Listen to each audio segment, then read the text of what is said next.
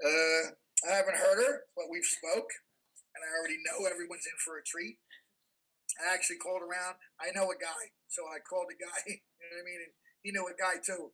So me and these two guys talked, and from what I understand, this is going to be really good. So I've been looking forward to it all day. And help me welcome. I'll just go short with Kim. Kim works. Hi, friends. My name is Kimberlea, and I'm a recovered alcoholic. My sobriety date is August 15th, 2016.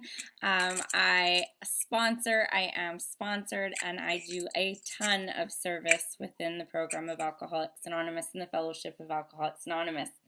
I was told that this meeting wanted somebody to tell their favorite page and chat about it, and I was so excited. I love the big book of Alcoholics Anonymous and what it's done for my life. And my favorite page of the big book is page 14. And I'm going to read it for you, and then I'm going to break it down and tell you why I love it so much. And it goes a little something like this. Simple, but not easy. A price had to be paid. It meant destruction of self-centeredness. I must turn in all things to the Father of Light who presides over us all. These were revolutionary and drastic proposals, but the moment I fully accepted them, the effect was electric. There was a sense of victory, followed by such a peace and serenity as I had never known. There was utter confidence. I felt lifted up as though the great clean wind of a mountaintop blew through and through. God comes to most men gradually, but his impact on me was sudden and profound. For a moment, I was alarmed and called my friend, the doctor, to ask if I were still sane. He listened in wonder as I talked. Finally, he shook his head, saying, "Something has happened to you. I don't understand, but you had better hang on to it. Anything is better than the way you were." The good doctor now sees many men who have had such experiences. He knows they are real. While I lay in the hospital, the thought came that there were thousands of hopeless alcoholics who might be glad to have what had been so freely given to me. Perhaps I could help some of them. They, in turn, might work with others. My friend had emphasized the absolute necessity of demonstrating these principles in all my affairs. Particularly was it imperative to work with others as he had worked with me. Faith without works is dead, he said, and how appallingly true for the alcoholic. For if an alcoholic failed to perfect and enlarge his spiritual life through work and self-sacrifice for others, he could not survive the certain trials and low spots ahead. If he did not work, he would surely drink again, and if he drank, he would surely die. Then faith would be dead indeed. With us, it is just like that. That is my favorite reading out of the big book of Alcoholics Anonymous. I do love each and every page in this book. I especially love Bill's story. I can relate to a lot of it, but let's break down this page a little bit. Simple but not easy. Keep it simple, stupid. I am a really, really complicated girl. I really love to overcomplicate everything. I could take something that could be explained in 3 sentences and, I could probably take an hour and talk about it, which you're going to probably hear right now. And so learning to keep it simple was really important. One of my simplest prayers is, "God, I am so stupid. Please keep it simple for me," because I overcomplicate everything. And then it goes on to say, a price had to be paid. Well, haven't you always been told this is free? This is free, this is free, this is free. No, I'm sorry, it's really fucking expensive. It's really fucking expensive. It costs me a lot of fucking time. It costs me a lot of tears. It costs me some blood. Caused me a lot of pain, a lot of uncomfortable. Like, the cost of this program is immense, but the price you have to pay is the destruction of self-centeredness. There you go. There's the fee. If you want a new life, Go out and give away your self-centeredness, sell it to the highest bidder, just get that stuff gone, because that's what's going to kill me. That's what's going to keep me drunk. That's what's going to keep me a mess. I am a self-centered bitch all of the time. Everything was about me. There was nothing to do with anybody but me. And that's the price of this program. Once I paid that price, my life improved. And well, if you give something away, you got a big old hole, so you got to fill it with something. So what do you got to do?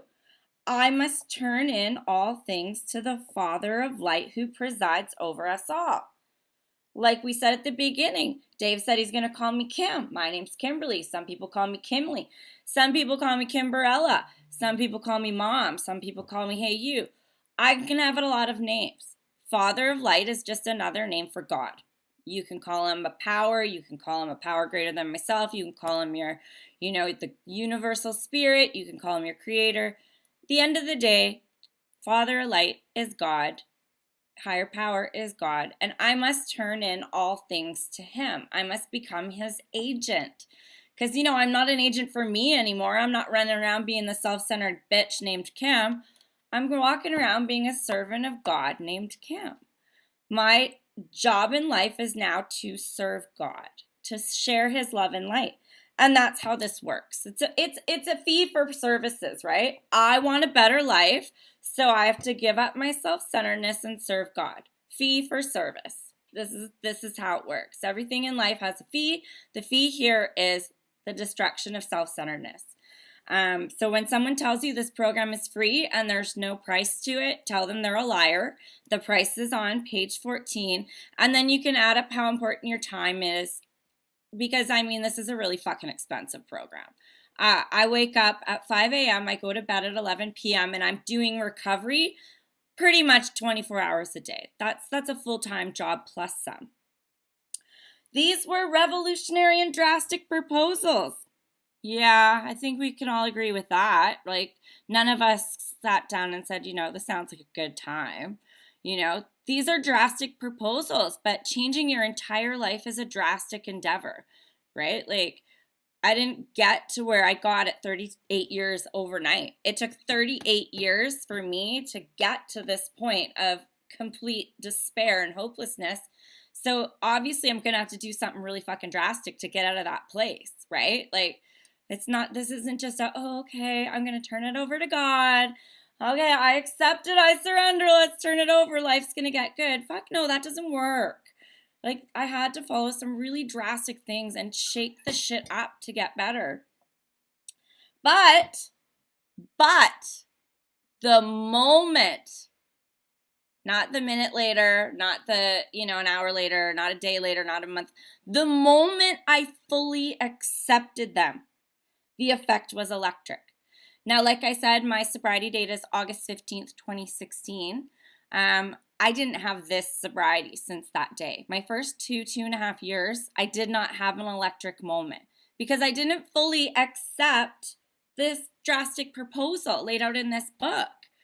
I was introduced to the rooms and I was told, sit down, shut up, find a sponsor, get a home group, keep coming back, get a service position, blah, blah, blah. That's what I thought the program was. I didn't understand that the program was in this book. I thought I keep coming back, I get a home group, I get a sponsor. Oh yeah, the steps. Nobody fucking explained it to me, so I thought that's what it was. So I didn't have this electric effect because I hadn't fully accepted these drastic proposals. But just after 2 years sober, my children's father, my ex-husband, passed away from a fentanyl overdose. And I was introduced to this book in a new way. And I fully accepted the drastic proposals. And guess what? The effect was electric. I didn't have to have completed them. I didn't have to have applied them to my life. I had to accept them. And the effect was electric. So that just means I made a decision that, yeah, you know what? I'm willing to go to any lengths. I'm willing to be open-minded. I'm willing to give it a try because I really, I have nothing fucking to lose at this point. So I fully accepted the proposals and I set out on this mission to do this work. And the effect was electric. there was a sense of victory. Maybe this works. Yeah, it kind of does work. Followed by such a peace and serenity as I had ever known. So I do have that peace and serenity in my life right now. I have a peace and serenity where I wake up in the morning. Those birds, I tell it all the time. You know those birds at 5, 6 in the morning? Stupid, stupid. If you've never heard the stupid birds, maybe they're just geographically located in British Columbia, but up here they sing a song and it's stupid. Those birds do not sing the stupid song anymore. I wake up in the morning and the birds are chirping a beautiful tune. That's because I have peace in my mind now. I have this serenity. There's no voices in my head telling a whole bunch of junk in my head. I wake up in the morning to peace. There's silence. There's not a, oh my God, how am I going to pay my rent? Oh my God, I got to go to work. Oh my God, this guy. Oh my God, this, that, and the other thing. It's just, I wake up in the morning and I'm like, what a beautiful day. The birds are chirping. And I look out my window and I have a Bill W. plant and it's on my windowsill and it's because I'm stupid. Remember, I got to keep it simple. I hear the birds chirping. I look out the window, I see my plant and I start to pray and I start my day. Now, I had never in my life had peace and serenity like that. So yeah, obviously this book is right. Something's going on here. There was utter confidence. That is probably my favorite sentence in the entire big book. I had zero confidence. I cannot remember a day in my life where I ever had confidence. I drank alcohol because it made me prettier, taller, smarter, more attractive to men, more able to communicate with other people because I had no confidence. I had a mask on, so no matter where I was, I fit in. I had a mask for you. I had another mask for you. I had a mask for you. I had a mask that brought me to a ZZ Top concert because I was dating a guy that liked ZZ Top, so I had a ZZ Top mask, right? Like, yeah, I love ZZ Top. Awesome. No clue, right? Because I didn't have any confidence within myself. I had a closet full of masks that I wore wherever I needed to go. But as a result of finding God, creating this established relationship with Him, and doing this simple program, I have this gift of an utter confidence. I'm a girl backed by a power greater than myself that can do anything, and I no longer have a closet full of masks. The mask is gone. I can go out in public without makeup. Like, that's crazy. That's confidence. I never in a million years would leave my house without putting on my original mask, which is my makeup, right? And so like that peace, serenity, and utter confidence is the gift that is just, I can't describe how amazing that is. So then we go down and it keeps going. I felt lifted up as though the great clean wind of a mountaintop blew through and through. Well, if you've done a step 5 and you were thoroughly honest and completely open with your reader, that is the feeling. Like, whew, I've never told anybody that about me. Nobody. Right? Like, wow, I don't have to look behind my back anymore worried that someone's going to figure out I was that girl. You know, I worked as an exotic dancer for 12 years of my life. And when I graduated from university and quit that scene and started working in corporate, well, you guys would call it corporate America, but corporate counting in Canada, you know, what was my biggest fear? That I was going to walk into a boardroom, sit at a table, and one of the guys would have been somebody that recognized me from somewhere. But I don't have that anymore. I don't have monkeys on my back. I don't have skeletons in my closet. It's gone.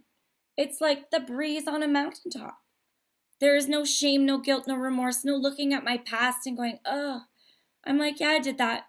I wasn't the same girl back then that I am now. Now I use that experience to help others, which I'm going to get to in the page. But that's just part of that confidence, that peace and serenity where I don't care. Even if you do know, I don't care. Wouldn't change it if I could. God comes to most men gradually. Yeah, that's true. I was not having any bit of that. No, not gonna have it. Oprah was my first God. You know, The Secret, Power Attraction, you know, that stuff. That was my first higher power because there was no way I was having God. And so God came to me gradually.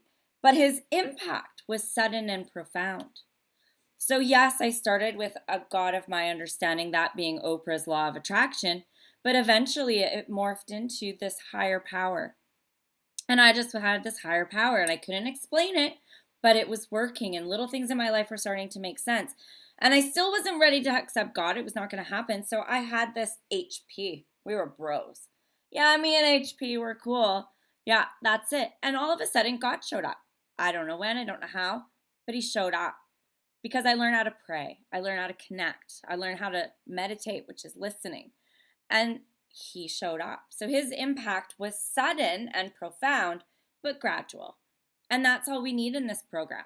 We don't need to be able to define it. We don't need to be able to explain it. We just have to believe it. I liken it to my cell phone, right? I have never once in my life have called the cell phone provider and said, how the fuck do my text messages go through? Never. Has anybody done that? That's like prayer. Y'all sit there and you're like, I don't know how prayer works. How does this God thing work? Works just like a text message. You type it out, you hit send, it goes, and something comes back. And that's how you know it works. And so that's when I realized God was there. It was when my prayers started to make sense and my prayers were being answered. And I was like, okay.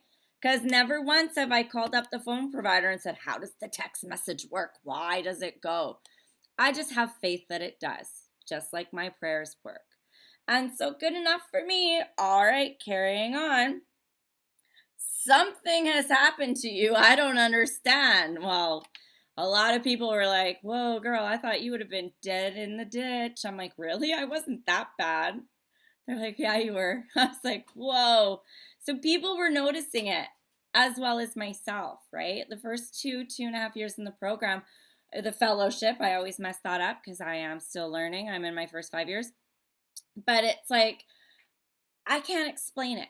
I don't understand, but something's different. And I like it. It's exciting. And I want to share it. And I got really annoying. Here comes Little Miss Sobriety. Yes, that's my nickname. And I got it because I kept going to meetings and being excited. And it's like, anything is better than the way you were. Well, yeah, that's true. I don't need to go to a doctor to have that explained to me. I know that. I can feel it. People can see that. My children are comfortable. There's pictures of my children from before I got sober when my ex-husband and I were both in active addiction and my children looked sick. My children had dark bags under their eyes. There was no life in my children. You can see the change in me in my children because there's light in them. My children glow. My children have this kindness about them that they've learned through me. So it's like, yeah, something happened. I don't get it. But whatever it's doing, keep doing it. Like, I'm like, I got to go to these meetings. My kids are like, okay, bye. Have fun. Because, yeah, it's working. You just keep on moseying over to those meetings, Mom. And so I know it's real. And people know it's real. Because unlike the old Kim, I couldn't sustain it. That's how you know if someone's recovery is real, is if they can sustain it day after day after day. If I wasn't this excited and this lit every day, people would be like, maybe she's not all there, right? But that's how I know it's real, is it's in me and around me 24 hours a day. Then it talks about how we can help thousands of hopeless alcoholics. I love at the beginning of the big book too, it refers to the fact that why we are anonymous. We are anonymous because so many people would want this if they knew it was here. Well, yeah. And I can host a Zoom meeting and have 805 people on a Saturday night listen to me tell my story. So guess what?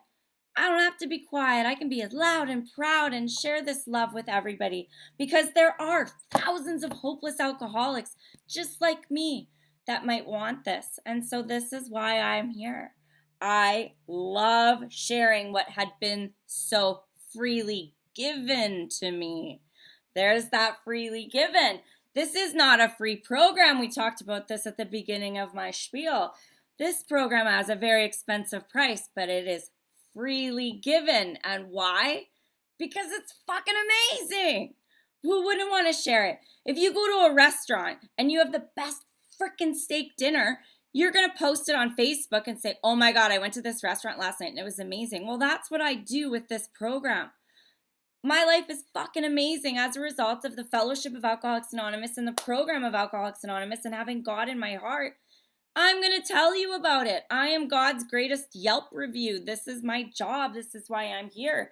I am a free reviewer of the program of Alcoholics Anonymous, and I want to share it. And perhaps I can help some of them. Well, damn straight I can. And then what will they do? They will in turn help others. You know, I got this love of Alcoholics Anonymous from the men of Alcoholics Anonymous in Vancouver. There wasn't a strong woman that I found in the fellowship to give me this program. And so I went and I asked the guys. I said, I always like to say, I saw what the guys had and I wanted it. And people go, yeah, you did. And I'm like, yeah, I did. Strong women needed to come from this big book. And so someone said, we need more strong women in AA. And I'm like, oh, okay, let's do it. So this is what I can do. I can take what's so freely given to me and I can share it with you and you can give it freely. And then we're going to build a little sober army and we can all help each other. Why not, right? The friend emphasized the absolute necessity of demonstrating these principles in all my affairs. All of them. That I practice these principles in absolutely all my affairs. I also practice the traditions in all my affairs. You know, if you have a business or if you work in a business, those traditions are interchangeable. You know, they can apply in any aspect of your life. You know, I don't let outside issues come into my business, just like I don't let them come into Alcoholics Anonymous. There's a place and time for that. You know, I'm able to practice these principles in all my affairs, including in my parenting with my children. You know, teaching my children how they can apply this program in their lives so they don't have to grow up with the same resentments and the same non-transferable skills that I didn't have. I had no tools in my spiritual toolkit. Now I do. I can prepare my children for the things that I had to experience and a whole whack of weird new stuff that's coming up so that they can apply these principles in their lives too. So I can apply this in my business. I can apply this in my parenting. I can apply this in my relationships, both male and with my females. And I can do that in each and every waking moment of my day. And I'm telling you right now, my life's fucking amazing because of it. You know, I don't just practice these principles when it's convenient to me. I even practice them when they're not convenient, right? Humility. Fuck, I hate being wrong. I fucking hate it. In the corporate world, I was never, ever wrong. But because of this program, I'm able to be humble enough to say, I don't know all the answers, but I'm sure I know someone who has them. And I'm able to ask people and not give a damn about what they're going to think about me. Because I actually think it's actually a better quality to admit you're wrong and ask if you don't know the answer. How many times I bullshitted my way through and dug myself a deeper hole and I didn't need to do that, right? So, you know, it's just, this program is amazing and the effect it has on all aspects of your life, like talk about growth, right? I started drinking and using when I was 15 years old. So basically I was a 38-year-old with the mentality of a 14-year-old. You know, all these other people, I'm like, I never really was an adult, you know? And as a result of this, I get to sit at tables where I don't really think I belong. And I'm like, really? You want my opinion? Are you sure?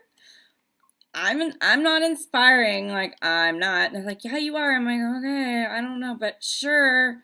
Like, and I think they're crazy, but apparently I'm crazy for not giving myself that respect and that clout that I deserve.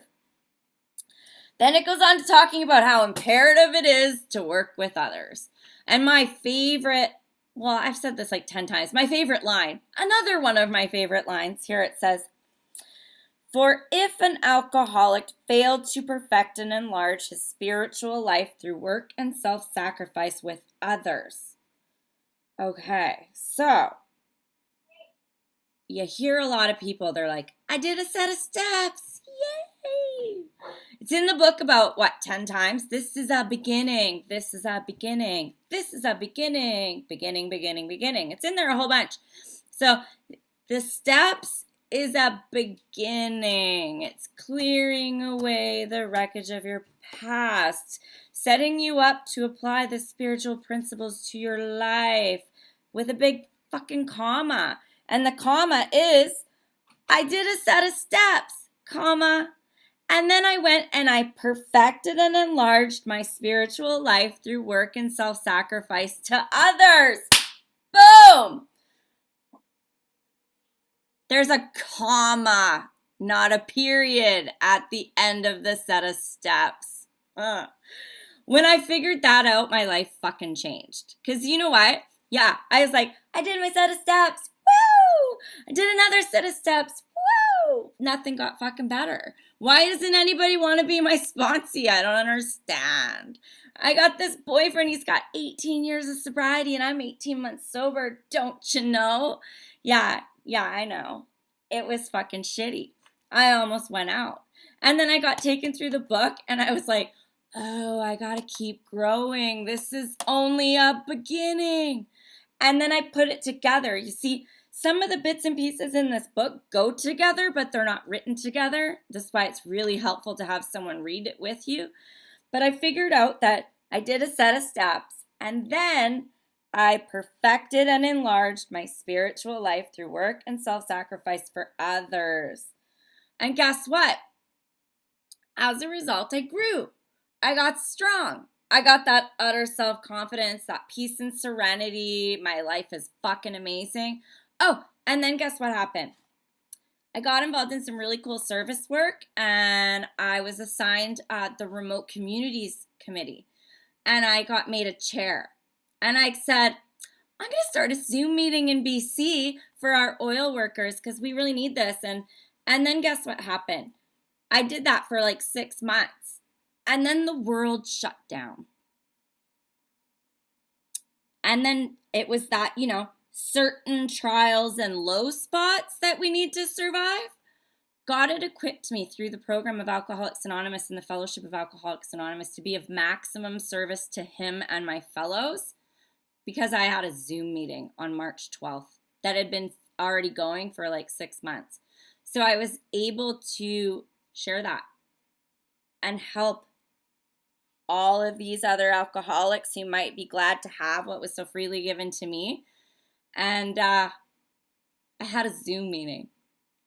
So I was able to survive certain trials and low spots ahead without even blinking an eye.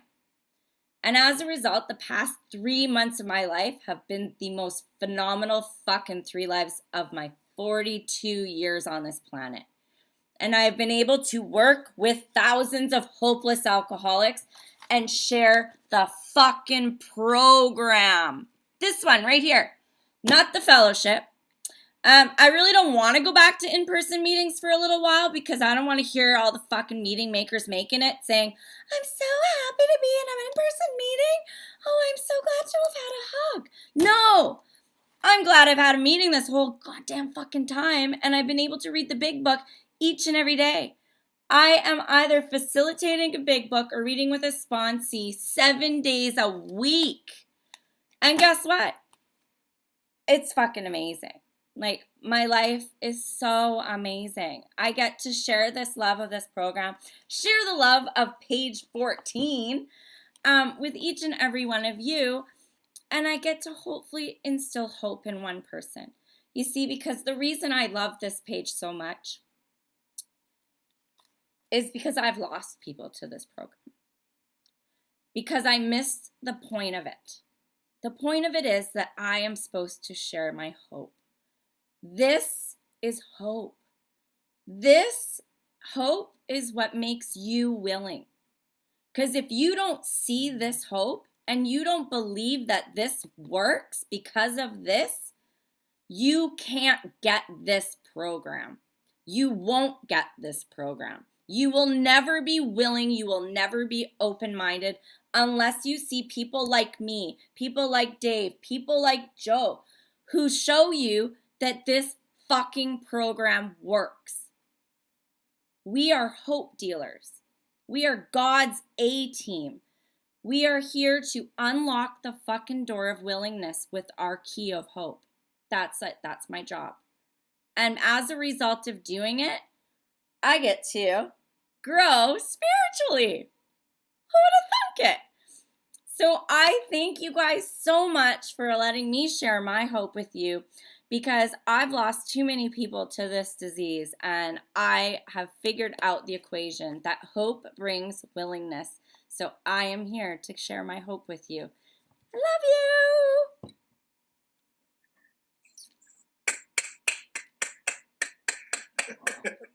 Thank you, Kimberly. That was fucking great. I'm all sweaty. I only had to kick one person out. That was good. No, that was great. You just said